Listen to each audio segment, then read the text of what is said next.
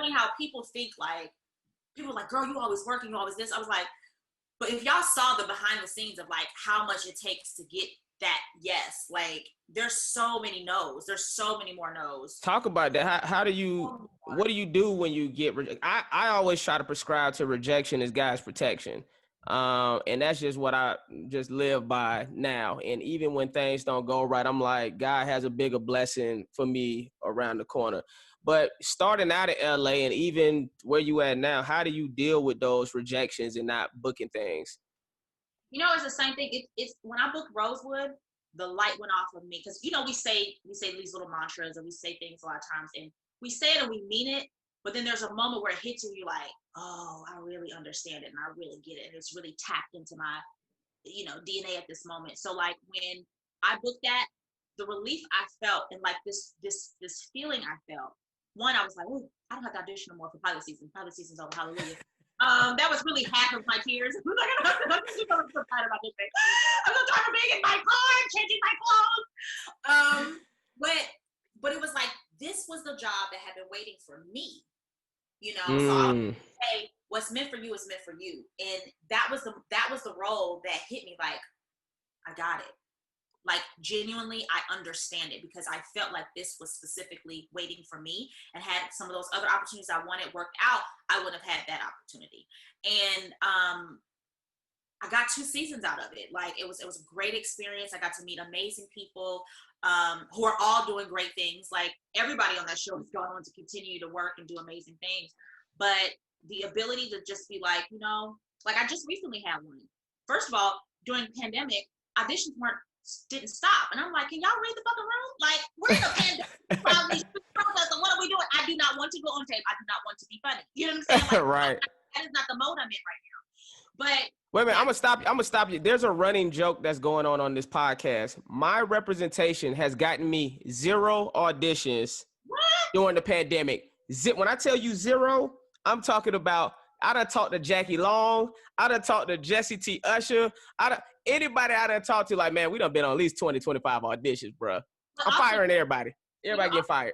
Regular already, though. So that's part of the reason why you can't. The auditions we're going That's what they're going to say. Fuck them, man. You're all fucking fired when you see this shit. You're all fucking out of here. Let me tell you something. No, because I would feel that way sometimes, and I would have to remember there's certain things I can't do. Right. I'm not available for. And a lot of stuff, I just don't hear about it because they're like the gatekeepers. But at the same time, I'm one of those people who are like, why everybody looking for work hire me at the same time? Like, right. I'm in this, everybody is like feast or famine. Everybody wants to work with you at once, or nobody's checking for you at all. Like, it's like, hello, I'm available to, like, my abilities, they work 12 months out of the year.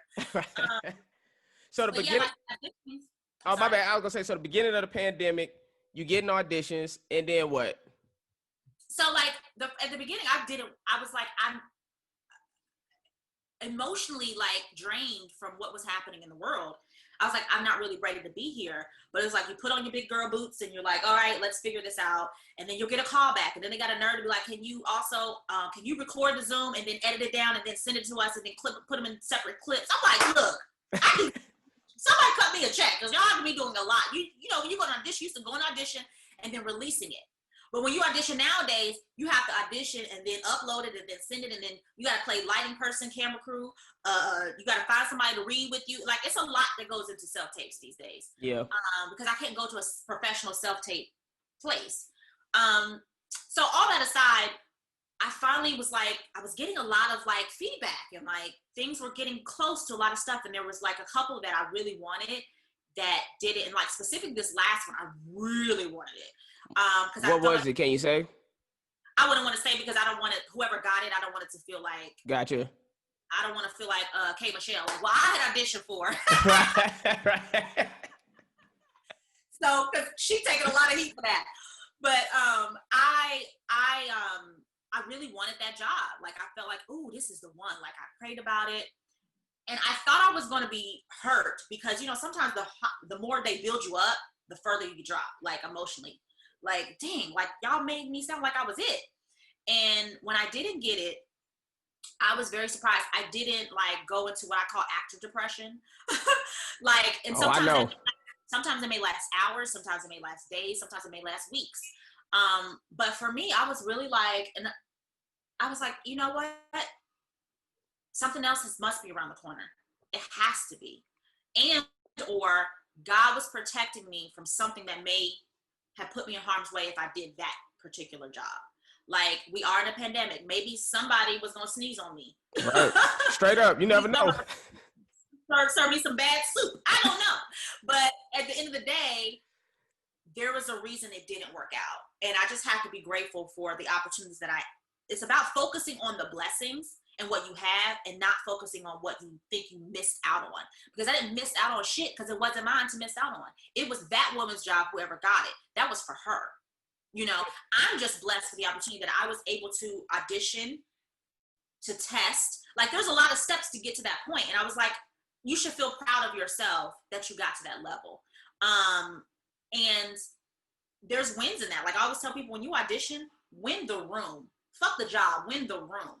The job is the icing on the cake. But if you go in an audition and you make fans of that casting office or those producers or whatever, you will be the type of actor that's going to continuously work, because even if that job didn't work out, they want to bring you in back for something else because they know you're always prepared. They know you always bring it when you bring it, even if what you bring in ain't what they want.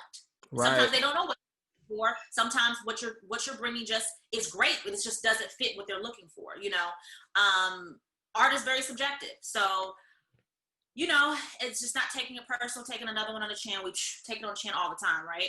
So it's just about like moving through and not putting so much weight on what we do. What we do ain't that damn important. You know what I'm saying? It's work. It's a job.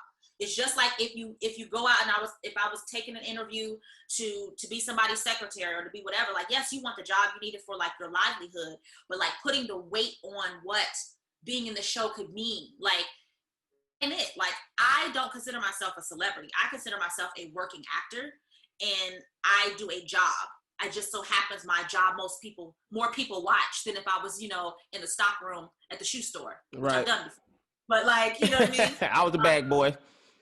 You know what I'm saying? I used to work at the shoe place.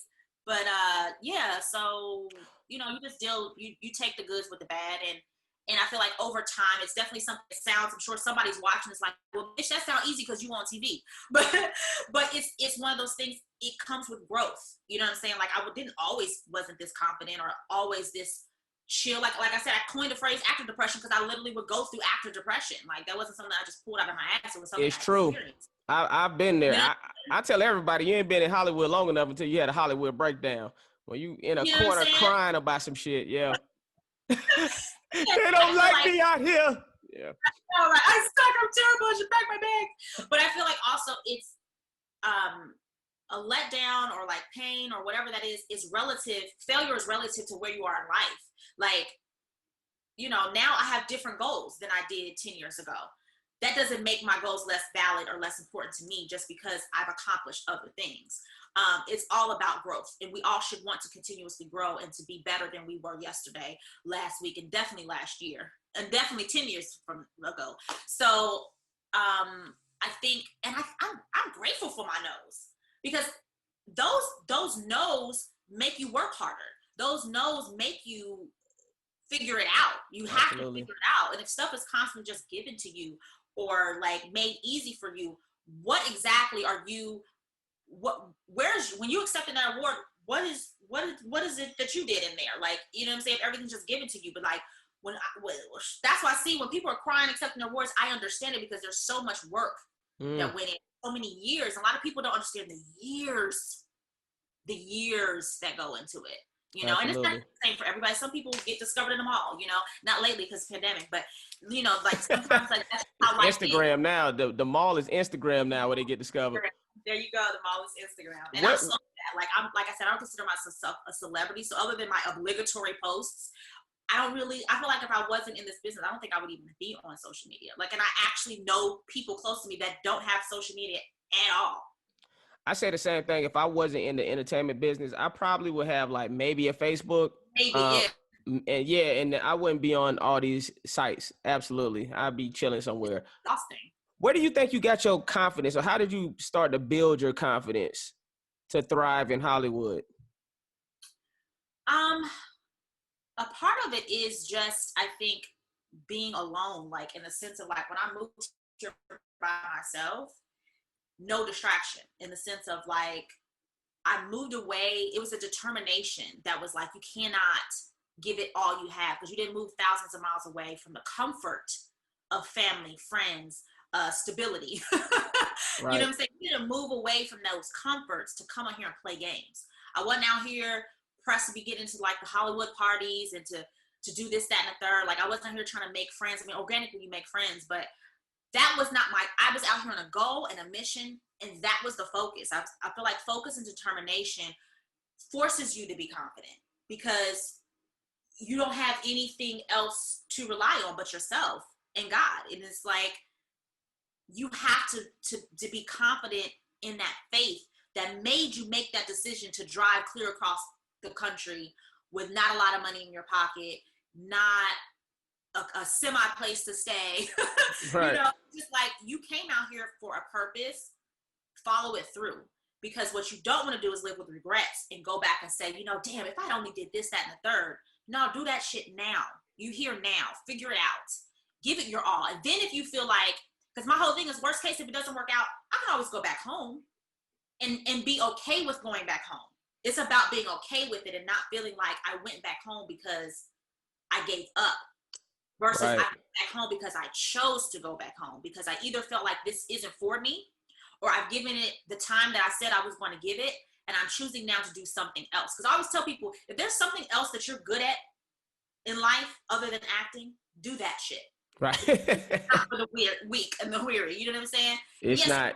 Glitz and glam, but there's so much behind it, like the layers and textures of like emotion and heart and passion that we put in what we do is very, very draining. And it can be a fine line that people cross onto why you feel like some people do have substance abuse issues, or are self-sabotage themselves all the time, because based on who's in your circle and what you're being fed, it's very easy. I see how people can get their egos blown up. It's very easy so how people can follow down that road of feeling indestructible. Like, oh, I can do all the drugs and all the partying and all of this and all of the dangerous elements and be okay, but eventually it's gonna catch up with you.